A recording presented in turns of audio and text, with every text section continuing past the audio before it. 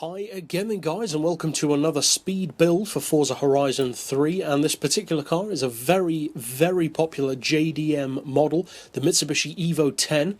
We will be covering a few different Evos in the course of these tuning series, if you will, but this one is one of, if not the most popular on most racing games that it's featured on, the Evo 10.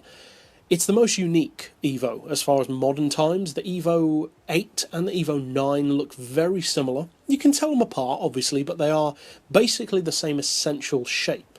Whereas the Evo 10 got a bit chunkier, a bit bulkier, a bit more futuristic in terms of its design, in a similar way to the newer shape Impreza as well. Now, as far as the conversion, I would recommend the V8, which is probably sacrilege to Evo fans, but of course, unless you're opposed to it, which some people will be, I would recommend it because you just get great sheer numbers.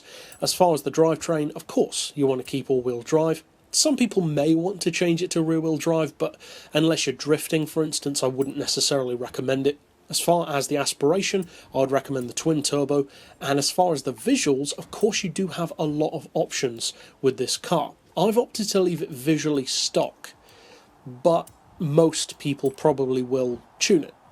And that's fair enough, that's understandable. The reason why I opted not to is just to change it up a bit. You do certainly have great visuals to work with, you can see many of them, and for the rest, of course, just increase the power, lower your weight, fit everything that has race in the title, except for the roll cage. I wouldn't necessarily recommend that for this car. You can fit it if you want to, but it's not really essential. Not for straight line performance, at least. Now, according to the benchmark, 2.3 to 60, 4.6 to 100, which for its power is not bad. 238 flat out certainly isn't as quick as many of the other cars that we've tuned, but for a sedan, for an Evo, that's pretty good. And considering most of the other JDM cars that it will be going up against rarely get above that anyway on most tracks that you use it on, it's fast enough for most scenarios. Now, for the gearbox, we've got a final drive of 2.9, then also 2.9 for first, 2 for second, 1.5 for third, then 1.17, 0.95 and 0.78.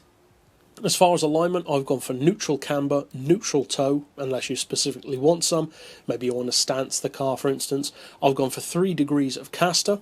I would recommend changing that around. Depends what you want. If you want the car to be looser, more tail happy or stiffer, etc. Anti-roll we've got on 39 and 32. Springs on 175 and 145.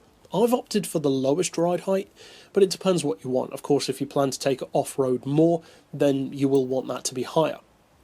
Dampers we've got on 15, 12, 7 and 5.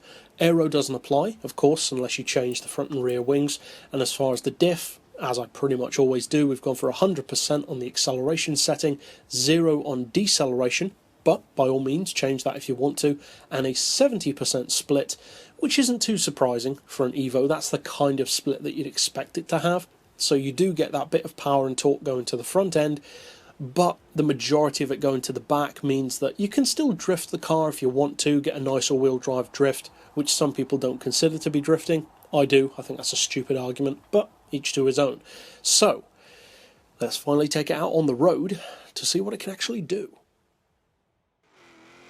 And of course, as I mentioned earlier on in the video, this isn't the kind of car that you pull out when you want pure top-end performance, going up against supercars, that kind of thing. It's just not that kind of car, especially given that it does have quite a bit less power than most of the cars which do have that kind of top-end performance that people expect, with, of course, 1200, 1300, 1500 horsepower engines, whereas this one has 1000 horsepower, which of course is still a lot, but isn't best car in the game kind of territory. Overall though, it's certainly no slouch, and 238 miles per hour is no problem for this car, and will suit most situations that you need the car to be in. So overall, if you do decide to use either this tune or get this exact same build from my storefront on the game, either way, I hope you have a lot of fun with it, and of course win races with it. But for now, as always, thanks for watching.